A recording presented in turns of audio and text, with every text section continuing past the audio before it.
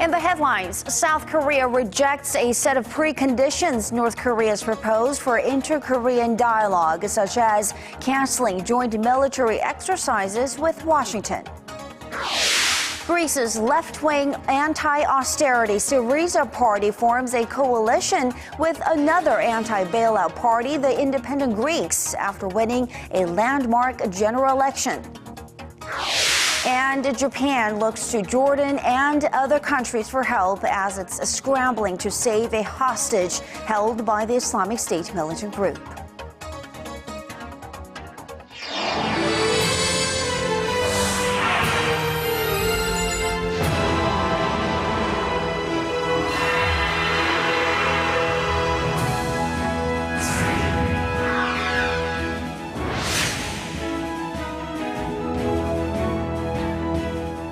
Welcome to the program. Hope your week is off to a great start. Live from Seoul, I am Kang. And I'm Sean Lim. Thanks so much for joining us tonight. We begin with what may be seen as slowing momentum for inter-Korean relations. South Korea's proposal to North Korea for dialogue has so far gone unanswered for a month now. And Pyongyang has since laid out its list of preconditions to starting those talks, which Seoul is not willing to consider. Our Hwang Sung-hee reports. South Korea says it has no plans to consider North Korea's demands for returning to dialogue. Unification Ministry spokesperson Im Byung-chul said Monday the preconditions laid out by Pyongyang are issues that could be discussed at the negotiating table. For fundamental improvements in inter-Korean relations, South Korean government believes it's not appropriate to accept North Korea's unjustified preconditions before any talks are held. One of the key preconditions laid out by the North is canceling the upcoming joint military drills between South Korea and the United States. The state-run 노동신문 newspaper on Monday reiterated that inter-Korean relations will meet a dead end if the exercises take place as planned. The paper claimed that the trust between the two Koreas will only be restored after the joint drills are called off. Seoul and Washington say the annual exercises are defensive in nature, but Pyongyang calls it a rehearsal for invasion.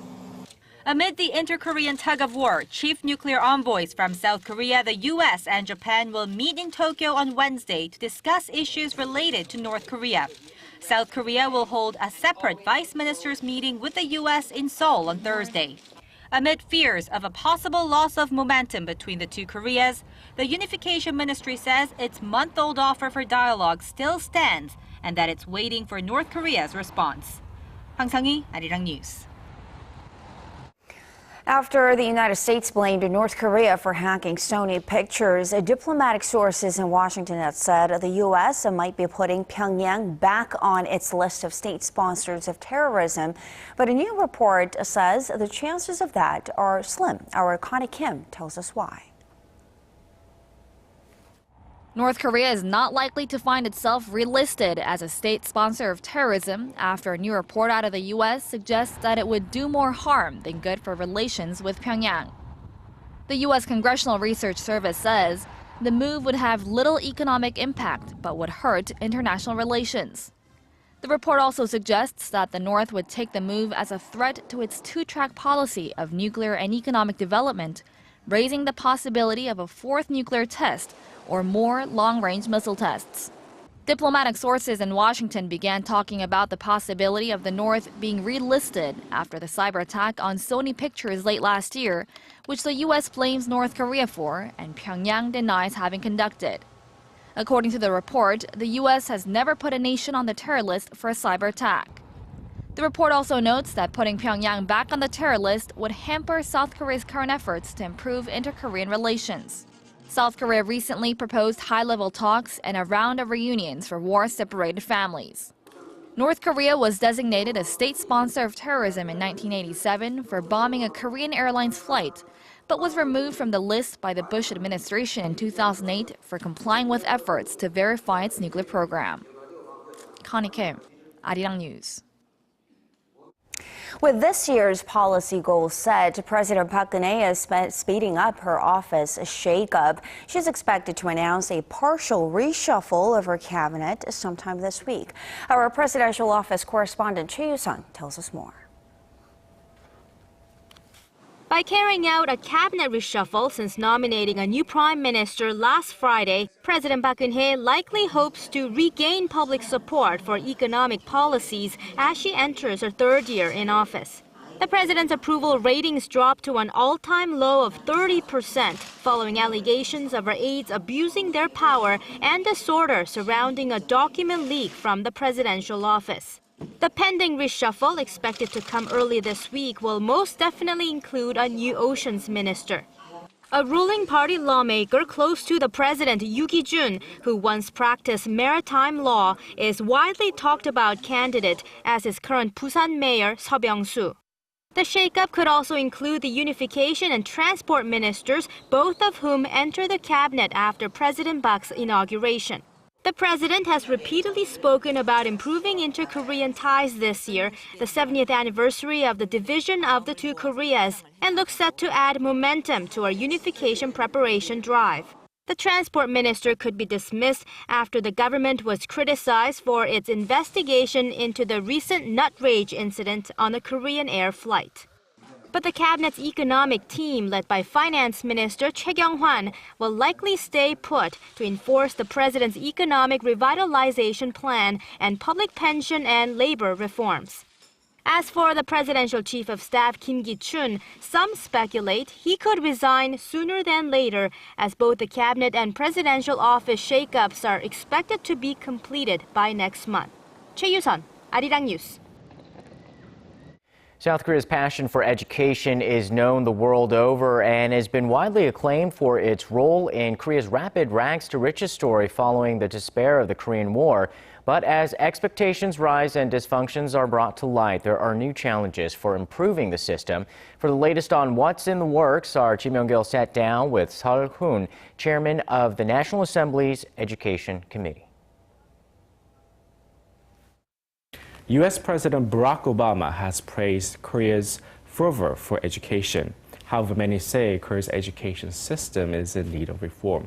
What do you see as the main problems with the system? 교육 여론은 높지만 교육 시스템도 잘 구비되어 있느냐? 그건 또 아니라고 생각합니다. 한국 교육의 시스템은 여러 가지 문제가 많이 있습니다. 특히 대학이 학벌 중심으로 되어 있는 우리 사회이기 때문에 대학이 서열화되어 있습니다. 서울대학을 정점을 해가지고 인류대학으로 쫙 되어 있고 인류대학에 들어가기 위해서 온갖 노력들을 다 합니다. 그래서 이제 사교육 문제가 엄청난 사회적 문제로 나와 있죠. 이 문제를 어떻게 극복할 것이냐, 이게 우리가 풀어야 할 교육 문제, 그것도 우리 나라의 문제 이렇게 되어 있습니다. You've emphasized improving the public education system, as private tutoring has become a major problem in Korea, with parents spending more than $17 billion on private education every year. So what needs to be done? 지금 우리가 사교육이 어느 정도 규모가 되는지 측정이 잘 안 되는 면도 있어요. 대충 공교육에 저는 그렇게 생각합니다. 공교육의 미니멈 3분의 1은 될 것이다. 공교육 예산에. 뭐 30조냐 40조냐 이런 다툼도 있어요. 그래서 그렇게 엄청난 규모의 사교육에 들어가는 비용이 줄어들고 그 사교육 비용의 일정 부분이 공교육에 투여되기만 한다면은 우리 학교 교육은 정말 정상적으로 돌아올 것이며, 그리고 대통령이 교육으로서 우리 국정 운영을 제대로 하겠다는 계획을 세우면은 국민들이 따라갈 거라고 봅니다. Let's talk about the education standards at Korea's universities and higher education. Do you think these institutions are providing quality education, and why or why not? 우리나라의 이 대학들이 갖고 있는 이 조건들을 살펴보면은 서울대학만 하더라도 좋아요. 이를테면 대학 각 대학마다 대학 평가하는 내용들이 있는데 그 내용들을 보면 뭐 대체로 50위 안에 들어가는. 서울대학을 대학원 중심 대학으로 바꿔놓으면은 학벌 위주의 이 우리 사회에 있는 정점이 무너지면서 이게 좀 다른 형태의 그 대학 서열화가 정리될 것 아닌가.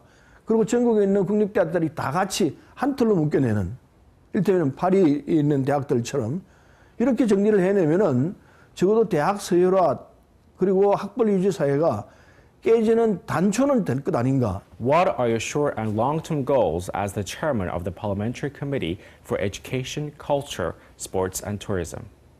단기적인 내년도 문제부터 해서 이 수능 문제를 정비해서 대학이 제대로 된 이 학생들을 뽑을 수 있게끔 시스템을 만들어주는 것이고, 장기적으로는 아까 말씀드린 대로 교육을 통해서 이 대한민국을 세계 속의 대한민국을 이끌어내는 이 시스템을 찾아내는 국민 동의하에 찾아내는 이 작업을 해야 할 거 아닌가 하는 생각을 해요.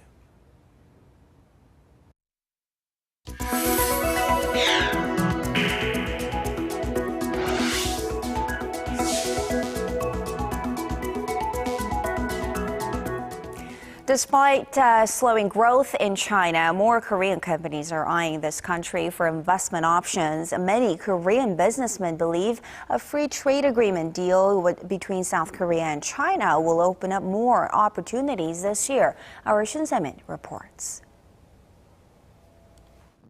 Korean companies' investment in China hit an 8-year high last year, even as Korea's exports to the world's second-largest market fell. The Korea International Trade Association said Korean companies spent nearly $4 billion in China to set up plants, open shops, or expand businesses in 2014, up 30% from the previous year.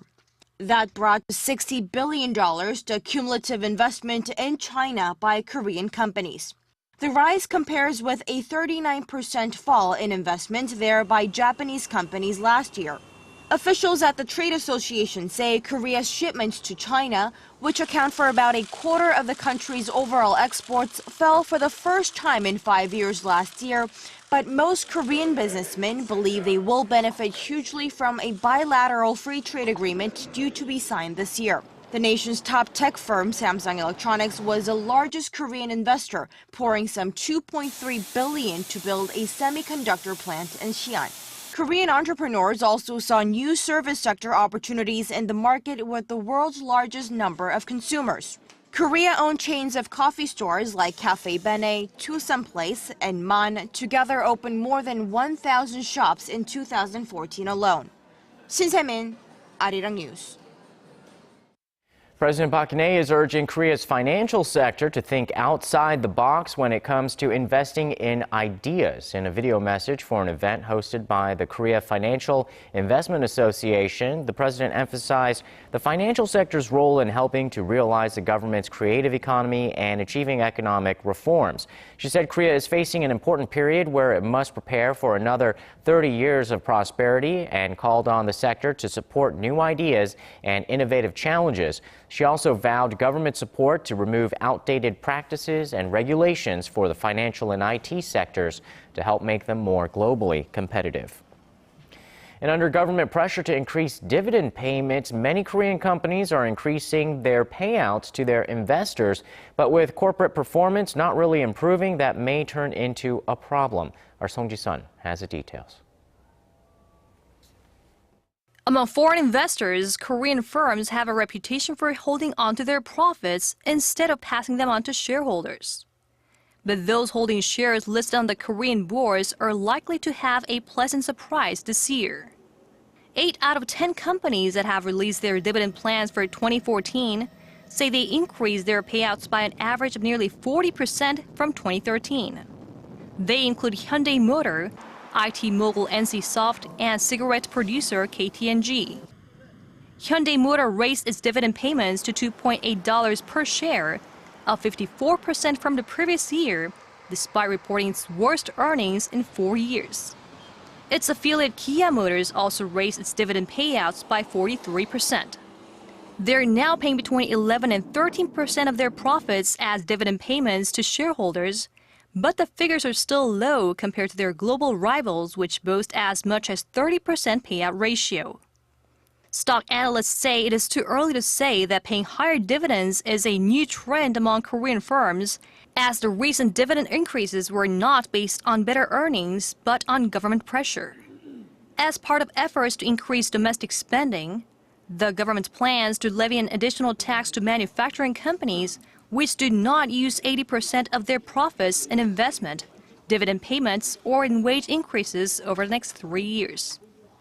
The question now is whether Samsung Electronics, which account for some 15% of the Korean main bourse's total capitalization, will follow suit. If the tech giant does rev up its dividend payouts at some 40%, its dividend payments could easily top $3 billion. Song Ji-sun, Arirang News.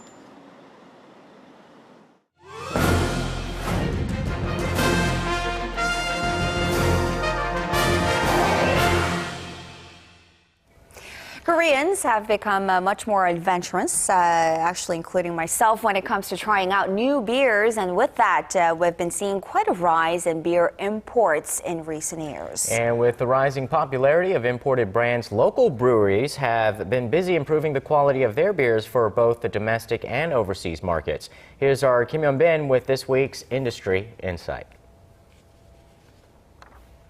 Many Koreans love a nice cold beer or two after a long day or week in the office.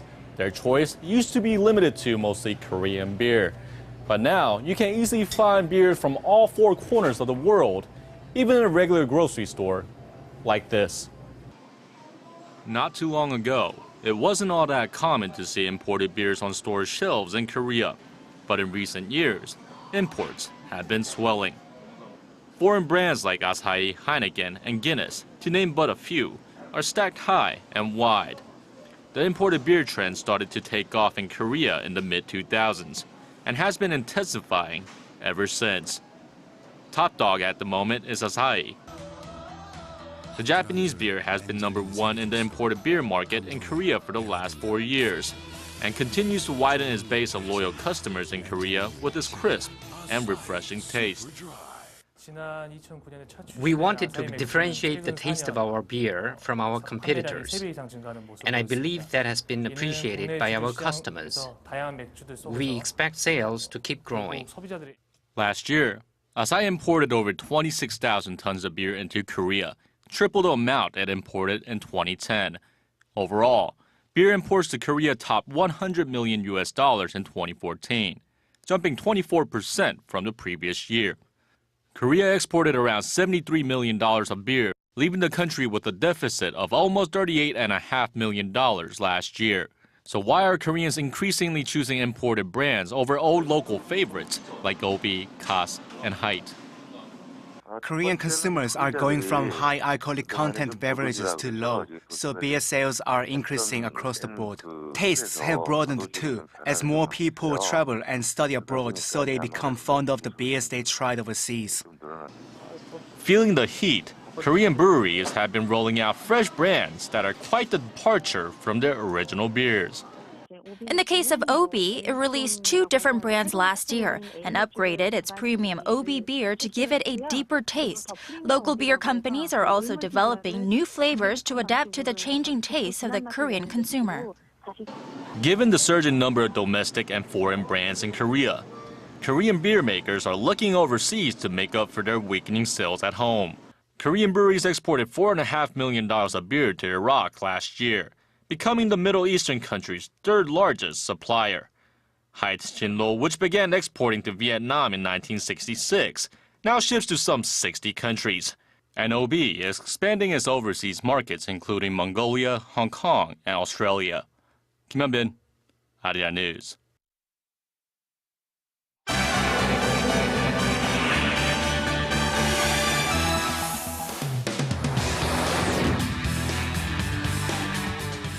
Greece's left-wing Syriza party has formed a coalition after claiming a stunning victory in the country's parliamentary elections. With more, we turn to Son Jung-in at the news center. So, Jung-in, the party did not win the majority of seats, but given that we're looking at a strong anti-austerity coalition, it seems the Eurozone may be in for a major shakeup. That's right. The party did not gain enough seats in parliament, but it has formed a coalition to renegotiate the terms of its EU bailout. The party wants Greece out of the Eurozone. Kwon So-ah has more.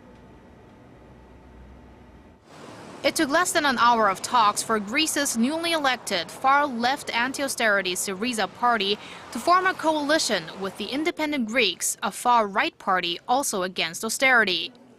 This unusual alliance comes after the Syriza party's victory over the conservative New Democracy Party in Sunday's snap elections. And this coalition gives the party, 2 seats short of a majority at the parliament, a chance to form a government. Greek people will regain social cohesion and dignity. And the message is that our common future in Europe is not the future of austerity.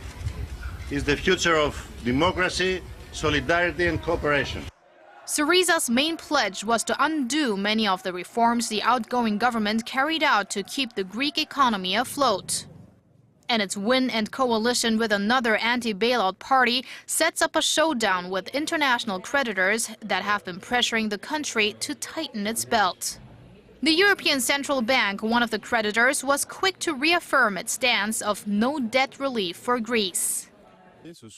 They have to pay. Those are the European rules of the game. There's no room for unilateral action in Europe that doesn't exclude a discussion, for example, on the rescheduling of this debt. Greece's debt topped $369 billion last year, while its unemployment rate stands at 26%, and a third of the population live under the poverty line. Kwon-soa, Arirang News. Japan is focusing all of its efforts to secure the release of Kenji Goto, the remaining Japanese hostage held by the Islamic State militant group. This after his fellow captive Haruna Yukawa was reportedly killed. Tokyo says it is now coordinating efforts with other countries, especially Jordan, after the group amended its ransom demand to a prisoner swap. In the latest video posted by the IS group, a man's voice, purportedly Goto's, reads a statement saying that he would be freed in exchange for the release of an IS member in Jordanian custody. The Iraqi female prisoner Sajida al-Rishawi is facing the death penalty in Jordan for her role in a series of bombings in 2005 that killed dozens of people. Japanese Deputy Foreign Minister Yasuhide Nakayama, who was sent to Amman to work on the crisis, promised to not give up until they achieve their goal of saving Goto. The U.S. and India have declared an era of new trust as the two countries renewed a 10-year pact that would deepen defense ties. On his first day of a 3-day visit to India, U.S. President Barack Obama and his counterpart, Indian Prime Minister Narendra Modi, cleared their differences over the liability of suppliers to India in case of a nuclear accident and tracking the whereabouts of U.S. materials supplied to the country. This new deal will unlock billions of dollars in nuclear trade between the two countries. During talks, the two leaders also expressed concern about North Korea's nuclear and ballistic missile programs and urged Pyongyang to comply with international obligations and its own denuclearization commitments. And that wraps up our look at international stories for now. I'll see you back here tomorrow night.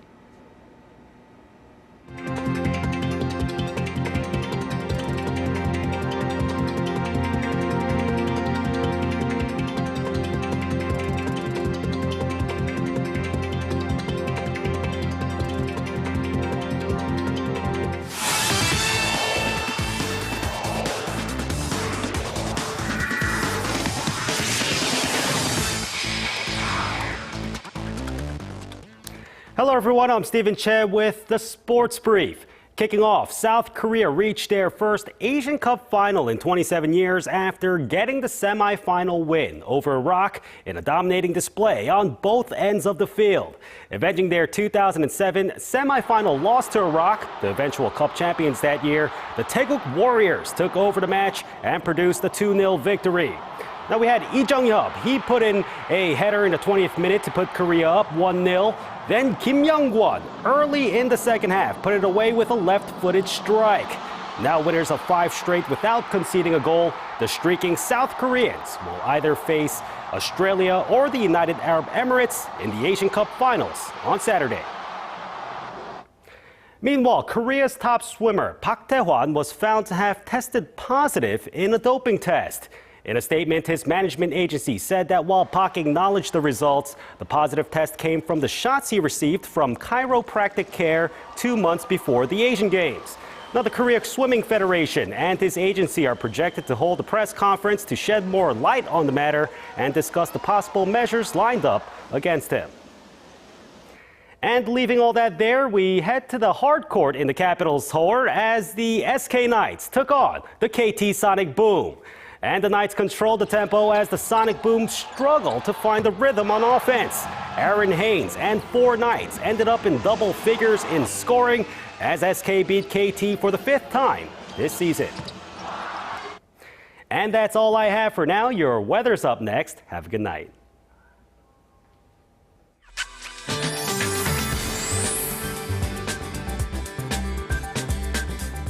Hello, I'm Kim Bo-kyung with the Weather Outlook.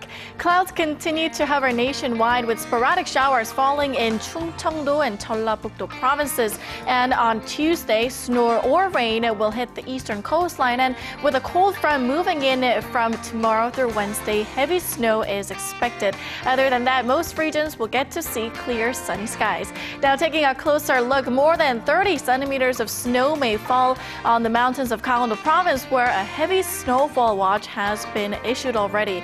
Now, the rain will accompany the snow with up to 20 millimeters of precipitation set to fall in parts of Gyeongsang-Buk-do province. On to the ratings. Seoul would only makes it to 1, while Daegu hits 6, Gwangju reaches 4. Meanwhile, Jeju makes it to 7, Dokdo 5, Mount Kumgang dips to -5. Those are the updates we're following on this Monday evening. I'll be back with more after midnight. Thank you very much, Bo-kyung, and that's primetime news for this Monday. Thanks for watching. I'm Kang Chery. And I'm Sean Lim. Have a great evening. We'll see you soon.